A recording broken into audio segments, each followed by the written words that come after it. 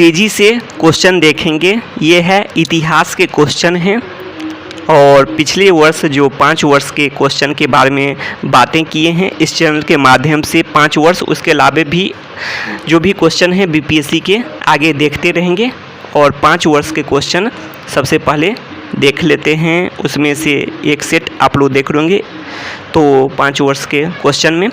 तो फरेजी आंदोलन की शुरुआत किसने की? तो फरेजी आंदोलन की शुरुआत इसका आंसर हो जाएगा हाजी शरियतुल्लाह। अब आगे देख लेते हैं चंपारण में गांधी जी को आमंत्रण किसने दिया? तो गांधी जी को आमंत्रण राजकुमार शुक्ल ने दिया था। चंपारण में गांधी जी को आमंत्रण किया था राजकुमार शुक्ल जी। अब आगे देख लेते हैं, ये भी किसान थे। अब आगे देख सकते हैं आप लोग पुस्तक poverty and un British rule in India किसने लिखी? तो इसका आंसर हो जाएगा दादा भाई नौरोजी ने पुस्तक poverty and un British rule in India पुस्तक किसने लिखी? तो दादा भाई नौरोजी। अब आगे देख लेते हैं 1929 के कांग्रेस अधिवेशन में पूर्ण स्वराज का पताका किसने उठाया? तो इसका आंसर हो जाएगा पंडित जवाहरलाल नेहरू ने 1929 के कांग्रेस अधिवेशन में पूर्ण स्वराज का पताका उठाया। अब आगे देख लेते हैं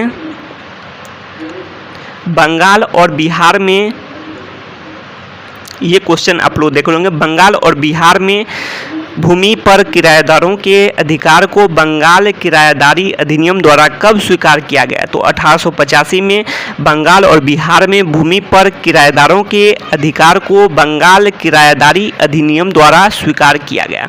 अब आगे देख लेते हैं बिहार सोशलिस्ट पार्टी कब गठित हुई? तो इसका आंसर हो जाएगा 1931 में गठित हुई बिहार सोशलिस्ट पार्टी। अब आगे देख लीजिए आप लोग बिहार कब भारत में एक स्वतंत्र प्रदेश बना? तो बिहार कब स्वतंत्र प्रदेश बना? तो इसका आंसर हो जाएगा 1912 में बिहार स्वतंत्र प्रदेश बना। अब आगे देख लीजिए आप लोग इनमें से किसने बिहार में पहले कांग्रेस मंत्री सभा का नेतृत्व किया?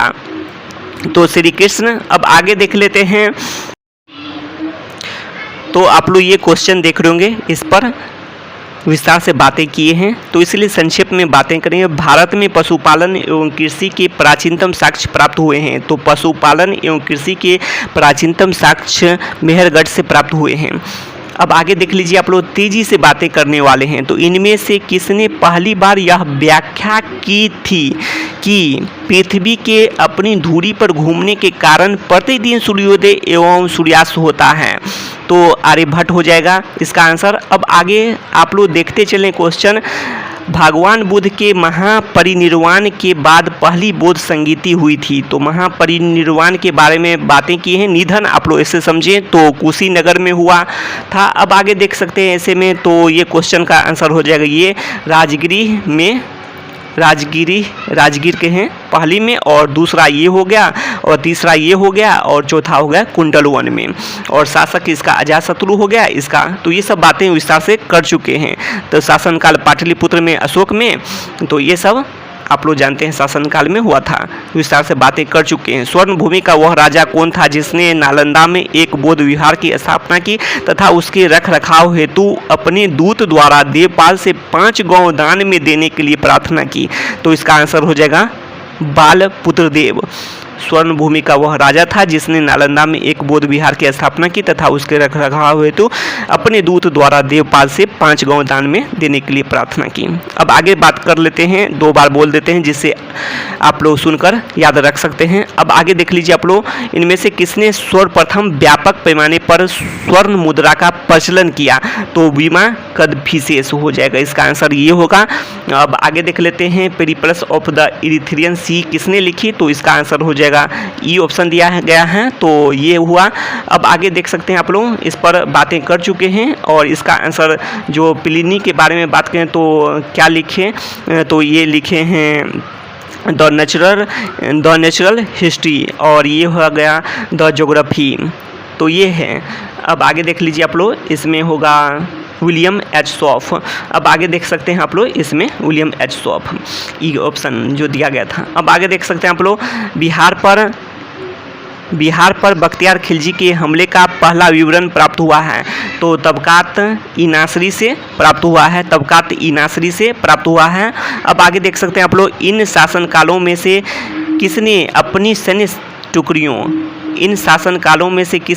सैन्य टुकड़ियों को 200 में, उसके बाद 250, 250 में और 500 की इकाइयों में विभाजित किया था?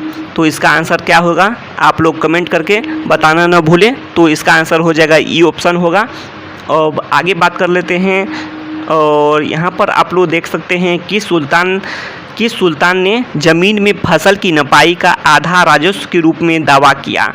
तो राजस्व के रूप में आधा जो दावा किया था, तो ये है अलाउद्दीन खिलजी जी। अब आगे देख लेते हैं, यहाँ पर आप लोग देख सकते हैं, यह कथन किसका है कि अकबर के शासन में इलाहाबाद में 40 स्तंभ युक्त मंजिल 40 ऐसे करते के निर्माण में 5,000 से 20,000 लोगों ने 40 साल तक काम किया था। तो विलियम फिंच का ये कथन था कि अकबर के शासनकाल में शेख बहाउद्दीन ज़कारिया किस संप्रदाय के थे? तो बहाउद्दीन ज़कारिया सुहरावर्दी संप्रदाय के थे।